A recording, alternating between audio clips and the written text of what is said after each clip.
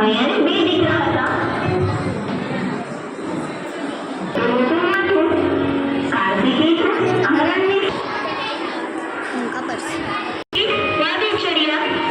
એક કહે ત્યારે બે દીકરા હતા. એકનું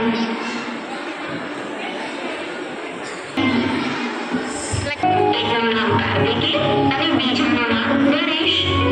બે ભાઈમાં ગણેશ ધંધાળા હતા. નાના નાના પગ અને મોટું મોટું માથું.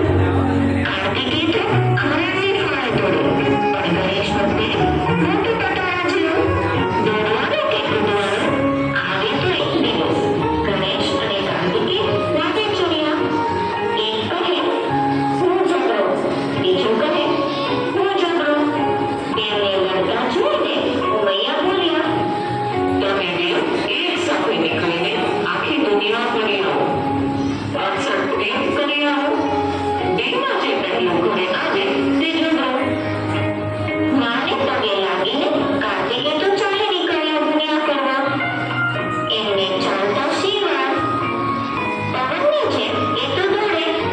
ગણેશ બેઠા બેઠા વિચાર કરે છે, આ કાર્તિકેયને કેમ કરીને પહોંચી શકાશે? આવી મોટી પાન અને આટલું ભારે માથું ના હોત તો એને બતાવી દે. પણ હવે શું કરવું? ગણેશ તો મૂંઝવણમાં પડી ગયા. ત્યાં એકાએક એમને મનમાં એક વિચાર આવ્યો.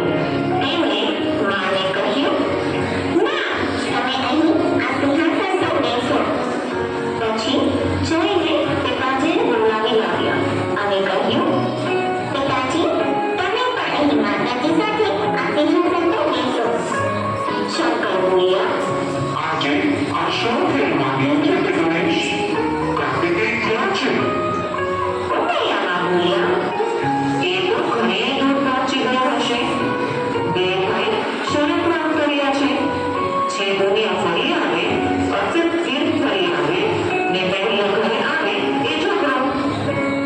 આ સાંભળીને શંકરે ગણેશને પૂછ્યું. ગણેશ, તું ક્યારે ઉપડે છે? ગણેશ ધમકાયા અને બોલ્યા, પિતાજી, તમે જુઓ તો ખરા. પછી એમણે આસન પર બેઠેલા માતા પિતાની પૂજા કરી અને તેમને પ્રદક્ષિણા શરૂ કરી. એક વાર, બે વાર, ત્રણ વાર એમ 68 વાર ગણેશજીએ માતા પિતાને આશા માંગ્યા. પછી તેમને પગે પડીને એ બોલ્યા, દુનિયામાં સૌથી મોટું તો મા બાપ છે. મેં એ તીર્થની 68 પ્રદક્ષિણા કરી છે. મારી 68 તીર્થની યાત્રા પૂરી થઈ. આ સાંભળીને શંકર કહે, ગણેશ, તો નાનો છે પણ ઘણો ચતુર છે. બે ભાઈમાં તું જ પહેલો આવ્યો મને. તારી બુદ્ધિ અચૂક છે.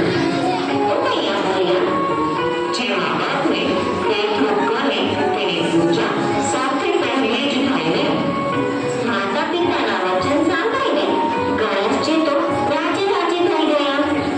પછી ઘણી વખતે કાર્તિકે આખી દુનિયા ફરીને ઘરે આવ્યા અને માતા પિતાને પગે લાગ્યા. લાંબી મુસાફરીના લીધે તેઓ થાકીને લોટપોટ થઈ ગયા હતા.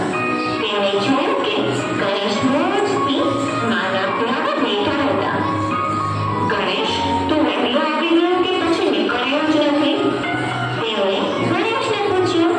ગણેશ કહે, ચિંતા કરતે બાપા, મેં એમની પૂજા કરી એટલે અટકથી એક મને પડ્યા. મારી તીર્થ યાત્રા તો ક્યારની પૂરી થઈ છે.